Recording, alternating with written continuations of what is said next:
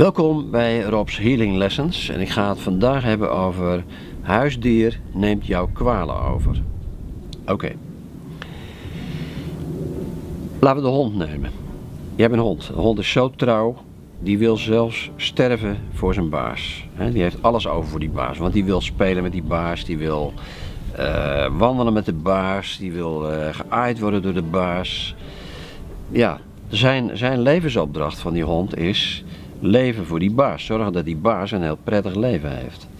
En dat gaat zo ver, de trouwe hond, dat hij bereid is zichzelf voor 100% op te offeren voor zijn baas.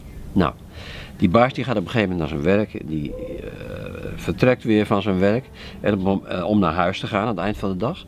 En het moment dat die baas naar huis wil gaan, op dat moment komt die hond uit de mand en die gaat voor het raam staan. Die gaat al klaarstaan te wachten tot die baas komt. Want die vangt dat op. Die vangt dat die baas naar huis komt. En dat vangt hij op via het collectief bewustzijn. Waar alle levende wezens, inclusief planten en dieren uiteraard, mee verbonden zijn op aarde. Die hond vangt het op. Die gaat wachten tot die baas er is. Oké. Die hond die wil dat die baas zo goed mogelijk gaat. En waardoor, laten we zeggen, zo'n hond die wordt ziek. Waardoor wordt die hond nu ziek? Nou, bijvoorbeeld een ziekte. Honden hebben vaak te maken met kaal worden, kale plekken krijgen op hun lijf.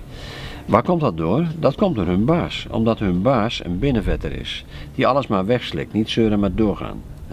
En niet zeuren maar doorgaan maakt dat al die negatieve energieën een soort blauwzuurachtige gifstof gaan worden. Waar gaat het zitten? Onderrug, darmen, blaas, lever, nieren, gal. Als je een baarmoeder hebt, ook daar. Niet iedereen heeft dat. En die baas zou dan ziek gaan worden, die organen gaan het slechter doen. En als die organen het slechter gaan doen, dan wordt de huidweerstand minder. Want die huid is, hoe het met die huid gaat, is een gevolg van hoe die organen functioneren. Dus als de huidweerstand minder wordt, dan zou de baas huidproblemen krijgen. Laten we zeggen een psoriasis of een eczeem of andere huidproblemen. Of gestoken gaan worden door muggen of last krijgen van teken. Oké.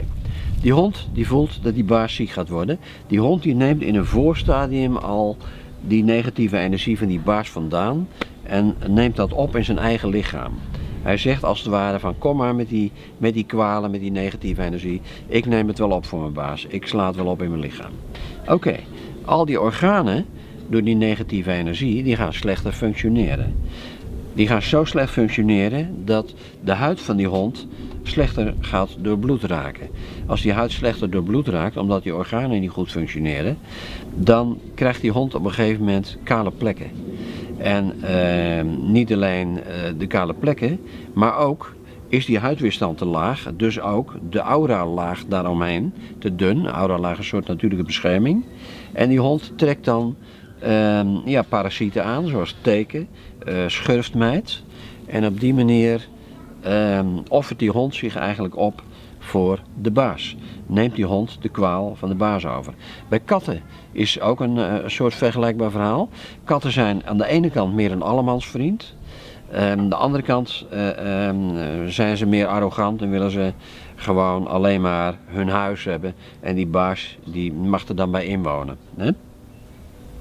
Wat doet een kat? Een kat die gaat vaak bij iemand zitten die niet goed in zijn vel zit. Die verkeerde energetische energie heeft. Geen lekkere energie. Want die kat die voelt die negatieve energie aan. En zo'n kat komt dan bijvoorbeeld bij je op schoot zitten. Als je last hebt van je buik of van je rug of iets. En die begint te spinnen. En door dat spinnen spint die eigenlijk de negatieve energie uit jouw lichaam. En dat komt dan in het lichaam van de kat. Dat is één deel waardoor die vervuilt. Of hij komt achter je rug zitten spinnen. Spinnen heelt jouw lichaam.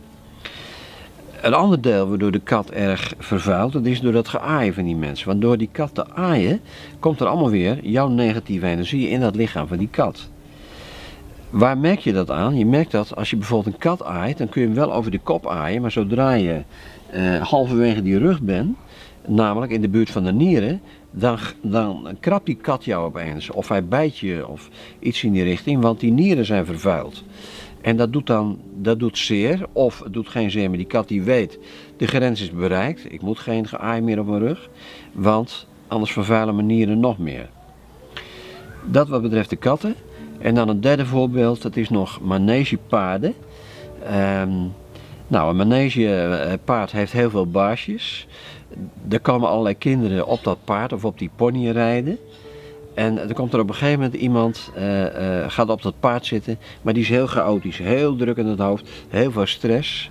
Nou, die gaat op dat paard zitten, het paard voelt gelijk dat die energie verkeerd is. En die paard zou dan die energie over moeten nemen. Zo zit de dierenwereld in elkaar. Paard wil dat niet, gooit dat kind eraf, want ja, er zijn nog meer baasjes die wachten op dat paard.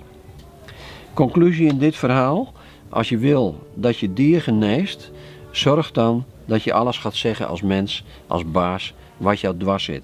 Slik de boel niet weg, houd de boel niet binnen, want je huisdieren worden ziek ervan.